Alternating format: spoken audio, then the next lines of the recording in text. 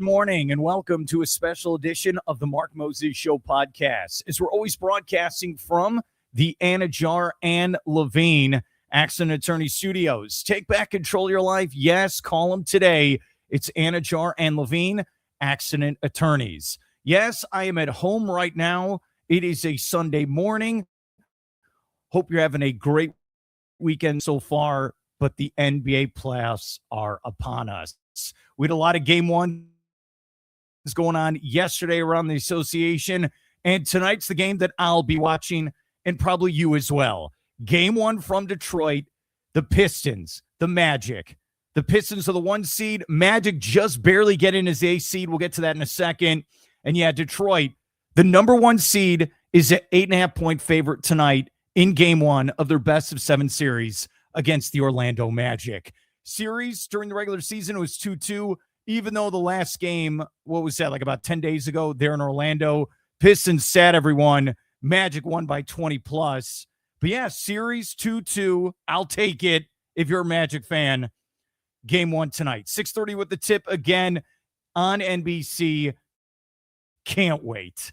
Now let's go back to Friday and how we got here. Okay, I feel like I have to get this off my chest because after game one tonight, no one's going to care about this story. All right, here's what happened. Remember, last week, the Magic were in the 7-8 game. They go to Philadelphia. They lose by double digits.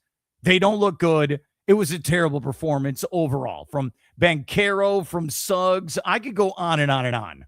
And then the Magic had to sit on that for 2 straight days. 2 straight days of national media, basketball fans, knuckleheads like me locally, ripping the team, saying they've been a disappointment this whole season.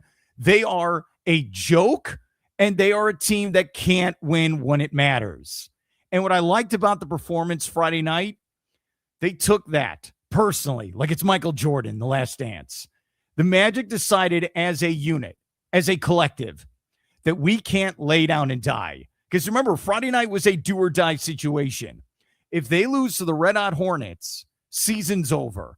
Coach probably gets fired, and maybe the front office gets fired as well. Maybe people get traded. You might have had a situation if the Magic would have lost that game, then that would have been it. It would have been over. It would have been one of those things like, all right, we hit our ceiling. It's over. Let's see what we could do moving forward if we kind of, blow this up a little. But it didn't happen. It didn't. Finally, for the first time in about 6 months of watching this basketball team, they showed up early. They showed up often. And they laid this smackdown on the Charlotte Hornets. They did. And there was a stat in that game. And I know you saw the game. I still didn't believe it when I saw it post-game. In the first half, the Charlotte Hornets, a team that was favored going into that basketball game, had more turnovers than they had field goals made in the first half of a do-or-die game. When they talk about not being ready for prime time, that was the Charlotte Hornets Friday night. Vegas thought they were going to win.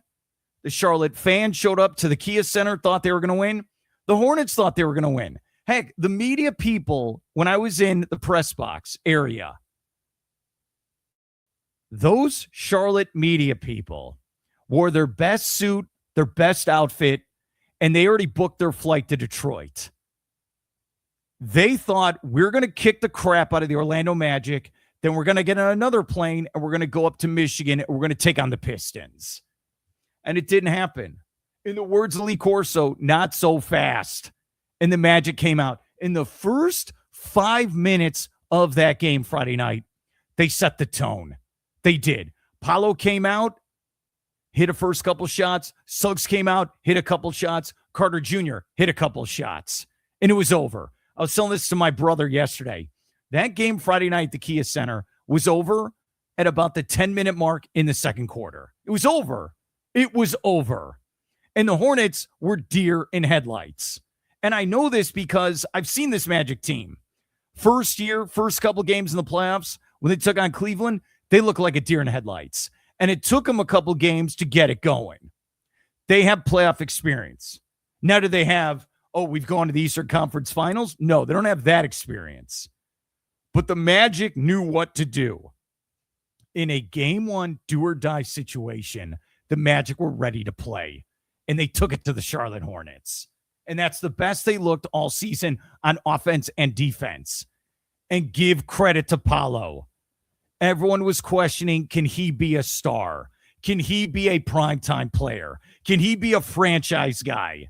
Well, for one night, national TV, he brought it. He did. And he led the Magic to that victory. That was a big win. Big win for the franchise. Now, I know, I get it. That was just to get in the playoffs. They haven't done anything yet, but they took care of the Charlotte Hornets. Now you got the Pistons. This is a great basketball team. They are 8-2 in their last 10. They've won 60-plus games. And it's a great organization. A couple years ago, what did they win? 14, 15 games? Made the playoffs last year. Now they're the 1 seed. They got Cade Cunningham, who is an MVP-type candidate point guard, averages over 20 and 10 a game. He is a stud. And when you see him in person, and I saw the Pistons play at the Kia Center earlier in the year, he's big, like LeBron big. He's not 6'3". No, this guy's 6'8", and he's got muscle.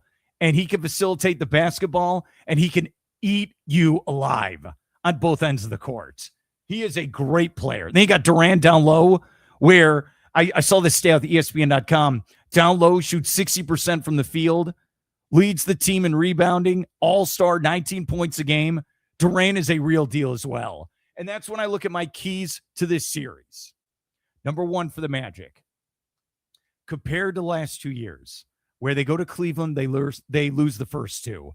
They go to Boston, they lose the first two. They've got to get the split. If they can steal this game tonight, 6:30 with the tip on NBC, or game 2 in a couple days, they've got to get the split on the road. They got to be road warriors. If they get into an 0-2 hole again, they're done. Done. Vegas has them in an 8-point disadvantage.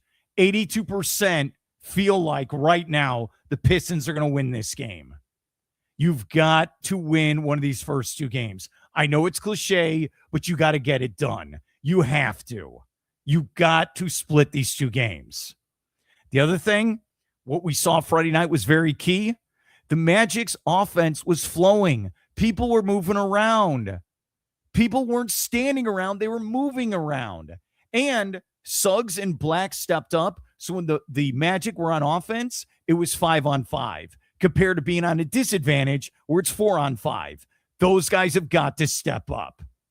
Paolo's got to do his thing. I need another 23-10 performance from him. You want to be the man, you got to show up every single time. You can't just get the praise and the accolades for Friday night. That's over with. Now you got to go to another level. And when you saw in these regular season matchups, these 2 teams are similar, where they like to clog the lane. They got big bodies down low, and they're going to beat the hell out of each other. If you are Wendell Carter Jr., if you are Paolo Banchero, if you are Franz Wagner, I can go on and on. You've got to get where there's chances for second chance rebounds. There are box outs. You've got to make sure that you don't back down from the Detroit Pistons. They are the real deal, and they are ready to win this series. Remember, this core's never won a series, and neither of the Magic. This is going to be physical. It's going to be ugly. I don't think these games are going to be 117 to 112. Oh, no. These are going to be like from 20 years ago, Pistons and Pacers, where they're beating the hell out of each other. That's what we're going to get in this series. And I'm all for it. But you've got to, if you are Suggs and Black, you have got to step up. And you have got to help this team where you are getting other guys open and you are also hitting your own shots. You have to do your job if you're the point guards on this team. Paolo's got to show up. Franz, I said this on News 13 the other night. I expected nothing from Franz. Nothing. I didn't even think he was going to play in the playoffs. He is. It's a bonus. I need 17 or 18 points from Franz, and he's got to stay healthy. This is going to be a great series. Tonight is the night you steal game 1. Remember, Pistons have been off a week.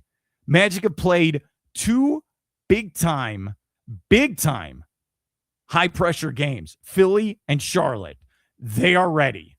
I know the Pistons are more rested, but it feels like the Magic, they got some mojo going on right now after that dominating performance against Charlotte. Bring it tonight.